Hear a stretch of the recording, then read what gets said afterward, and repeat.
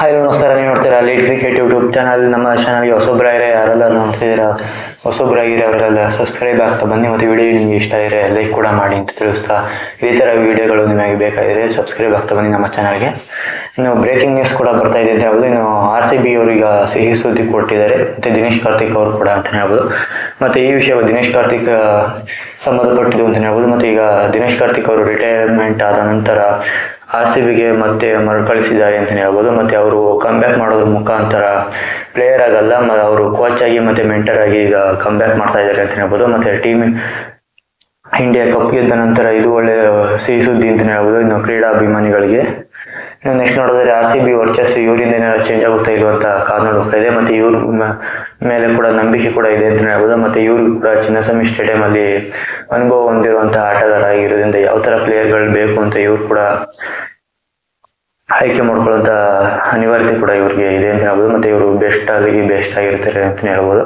ಮತ್ತು ಇವರು ಈಗ ಬ್ಯಾಟಿಂಗ್ ಕೋಚ್ ಮತ್ತು ಮೆಂಟರ್ ಆಗಿ ಕೂಡ ಈಗ ಆಯ್ಕೆಯಾಗಿದ್ದಾರೆ. ಮತ್ತು ಈ ಸುದ್ದಿ ಆಗಿದೆ ಅಂತ ಹೇಳ್ಬೋದು RCB ಅಭಿಮಾನಿಗಳಲ್ಲಿ.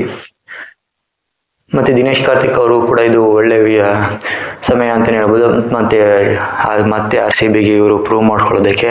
ಮತ್ತು ಈಗ ಮೆಗಾ ಆಕ್ಷನ್ ಇರೋದ್ರಿಂದ ಒಳ್ಳೆ ಪ್ಲೇಯರ್ಗಳನ್ನ ಇವರು ಬ್ಯಾಕ್ ಮಾಡ್ತಾರೆ ಅಂತ ಕಾದು ನೋಡೋಕ್ಕಾಗಿದೆ. ಮತ್ತು ಇವರು ಆಟಗಾರರ ಮಧ್ಯೆ ಇವರು ಒಳ್ಳೆ ಸಂಬಂಧ ಇರೋದ್ರಿಂದ ಯಾವ ರೀತಿ ಅವರು ವ್ಯಕ್ತಪಡಿಸಿ ಟೀಮಿನ RCBಯನ್ನು ಯಾವ ಥರ ಮುನ್ನಡೆಸಿಕೊಂಡು ಹೋಗ್ತಾರೆ ಅಂತ ಕಾದು ನೋಡೋಕ್ಕಾಗಿದೆ. ಮತ್ತು ಇವ್ರ ಮೇಲೆ ಭರವಸೆ ಕೂಡ ಇದೆ ಅಂತ ಹೇಳ್ಬೋದು. ಟೀಮ್ ಮ್ಯಾನೇಜ್ಮೆಂಟ್ ಆಗಲಿ ಮತ್ತು ಹಿರಿಯ ಆಟಗಾರರು ಮತ್ತು ಯಂಗ್ ಪ್ಲೇಯರ್ಸ್ಗಳಿಗೂ ಕೂಡ ಇವ್ರ ಮೇಲೆ ರೆಸ್ಪೆಕ್ಟ್ ಇರೋದ್ರಿಂದ ಒಳ್ಳೆಯ ಔಟ್ಪುಟ್ಟನ್ನು ಕೊಡುವಂಥ ಸಾಧ್ಯತೆ ಕೂಡ ಇದೆ ಅಂತಲೇ ಹೇಳ್ಬೋದು. ಮತ್ತು ಈ ಸರಿ ಮೆಗಾ ಆಕ್ಷನಲ್ಲಿ ಇವರು ಯಾವ ಥರ ಆಕ್ಷನಲ್ಲಿ ಕುರಿತು ಪ್ಲೇಯರ್ಗಳನ್ನ ಬೈ ಮಾಡ್ತಾರೆ ಮತ್ತು ಯಾವ ಥರ ಸ್ಟ್ರಾಟಜಿ ನಡೆಸ್ತಾರೆ ಅಂತ ಕಾದು ನೋಡೋಕ್ಕಾಗಿದೆ.